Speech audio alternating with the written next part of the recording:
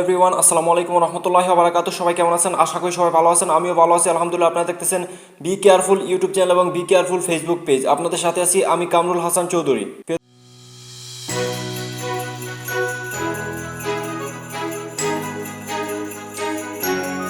দর্শক, সম্প্রতি ঢাকার গাজীপুরে ঘটে যাওয়া এক নৃশংস হত্যাকাণ্ড পুরো দেশকে চমকে দিয়েছে।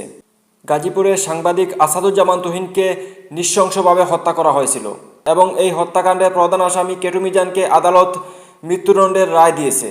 সাংবাদিক সমাজ, মানবাধিকার সংগঠন এবং সাধারণ মানুষ এই ঘটনায় ব্যথিত ও ক্ষুব্ধ। হত্যার ঘটনাটি এতটা হৃদয় বিদারক যে কেটু মিজানের মৃত্যুদণ্ডের আগে তার মাকে ফোন করা এবং শেষবারের মতো কথা বলার বিষয়টা সামাজিক যোগাযোগ মাধ্যমে ভাইরাল হয়েছে। গত 9 আগস্ট গাজীপুরে চান্দনা চৌরাস্তা এলাকায় সাংবাদিক তুহিন নির্দোষভাবে কাজ করছিলেন। তিনি স্থানীয় একটি বিষয় তদন্ত করছিলেন, যেখানে কিছু অন্ধকার দিক উঠে আসার সম্ভাবনা ছিল। ঘটনার রাতে তুহিনকে একটি ছিনতাইকারী অপরাধ চক্র লক্ষ্য করে। এই চক্রের প্রধান সদস্য ছিলেন কেটু মিজান। পুলিশ সূত্রে জানা যায়, তুহিন তাদের কার্যকলাপ ভিডিও করছিলেন, যা প্রকাশিত হলে তাদের অপরাধ ধরা পড়ার আশঙ্কা ছিল। ঘটনার পরপরই পুলিশ তৎপর হয়ে ওঠে। কেটু মিজান সহ 7 জনকে গ্রেফতার করা হয়। জিজ্ঞাসাবাদে কেটু মিজান হত্যার দায় স্বীকার করেন। তিনি জানান, তুহিনের ভিডিও আমাকে ধ্বংস করতে পারত, তাই তাকে হত্যার সিদ্ধান্ত নেওয়া হয়েছে। এই স্বীকারোক্তি তদন্তকারীদের জন্য একটি দিক নির্দেশনা হয়ে ওঠে। আদালতের রায়ে কেটু মিজানকে মৃত্যুদণ্ড দেয়া হয়। রায় ঘোষণার সঙ্গে সঙ্গে সংবাদ মাধ্যমে প্রচারিত হয়। সাংবাদিক সমাজ এবং সাধারণ মানুষ আদালতের রায়কে স্বাগত জানায়। অনেকে মনে করেন হত্যার মতো নৃশংস অপরাধের জন্য ফাঁসি অপরিহার্য, তবে কিছু মানুষের মধ্যে এরকম কঠোর শাস্তি নিয়েও বিতর্ক দেখা দেয়। এই ঘটনার পর সামাজিক যোগাযোগ মাধ্যমে ব্যাপক আলোচনা সৃষ্টি হয়। কেটু মিজানের মায়ের সঙ্গে ফোন আলাপ এবং তার শেষ কথাগুলো মানুষকে ভাবিয়ে তোলে। ফাঁসির আগে কেটু মিজান তার মাকে ফোন করেন। ফোনে তিনি কেঁদে কেঁদে বলেন, মা, আমি ভুল করেছি, আমি জানি তুমি আমাকে ক্ষমা করবে না, কিন্তু আমি তোমাকে শেষবারের মতো দেখতে চাই। আমি অনুতপ্ত, আমি চাই না যে তোমার চোখে কোনো কষ্ট থাকুক। এই কথাগুলো তার অন্তরের গভীর অনুশোচনা প্রকাশ করে। কিছু বিশেষজ্ঞ মনে করেন এই অনুশোচনা তার মানবিক দিকের প্রকাশ। অপরাধের পরিপ্রেক্ষিতে এই ধরনের অনুভূতি সমাজে সংবেদনশীল আলোচনার সূচনা করে। তুহিন হত্যার রাতটি ছিল ভয়াবহ।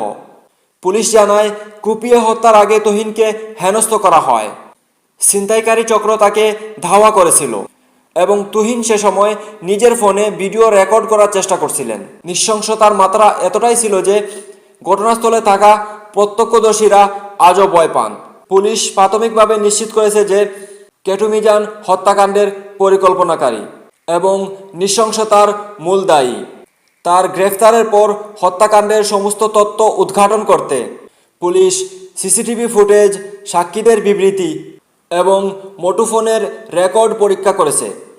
তদন্তে জানা গেছে, কেটু মিজানের বিরুদ্ধে বিভিন্ন অপরাধের মামলা রয়েছে। এর মধ্যে ছিনতাই, চাঁদাবাজি এবং সহিংসতা অন্তর্ভুক্ত। তার কার্যকলাপ স্থানীয় জনগণের জন্য ভয়ঙ্কর হিসেবে বিবেচিত। এই হত্যাকাণ্ড শুধু এক সাংবাদিককে হত্যা নয়, বরং সমাজে একটি নৃশংস বার্তা প্রেরণ করেছিল। ফাঁসির রায়ের মাধ্যমে আদালত স্পষ্ট বার্তা দিয়েছে, কোনো অপরাধী অপরাধ ছাড়ার যোগ্য নয়। একই সঙ্গে এটি সমাজে একটি ন্যায় বিচারের আশা জাগিয়েছে। কেটু মিজানের মায়ের সঙ্গে ফোন আলাপের ঘটনা আমাদের শেখায় যে অপরাধের সঙ্গে মানবিক দিকের সম্পর্ক জটিল। অপরাধী যেমন নৃশংস হতে পারে, তেমনি তার ভেতরে অনুশোচনা এবং আবেগও থাকতে পারে। এই দিকটি সমাজে গুরুত্বপূর্ণ আলোচনা সূচনা করেছে। গাজীপুরের সাংবাদিক তুহিন হত্যা আমাদের মনে করিয়ে দেয় যে সাংবাদিকরা প্রতিনিয়ত বিপদের মুখোমুখি হন। কেটু মিজানের মৃত্যুদণ্ড এবং তার মায়ের সঙ্গে শেষ ফোন আলাপ সমাজে অপরাধ, ন্যায় বিচার এবং অনুশোচনা সম্পর্কে নতুন করে ভাবতে বাধ্য করে। এই ঘটনার পর দেশে সাংবাদিক সমাজ সতর্ক হয়ে গেছে।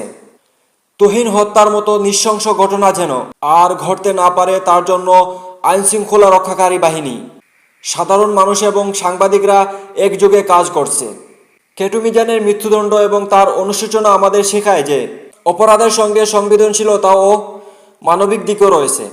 তো প্রিয় দর্শক, আপনারা দেখতেছিলেন বি কেয়ারফুল ইউটিউব চ্যানেল এবং বি কেয়ারফুল ফেসবুক পেজ। আপনাদের সাথে ছিলাম আমি কামরুল হাসান চৌধুরী।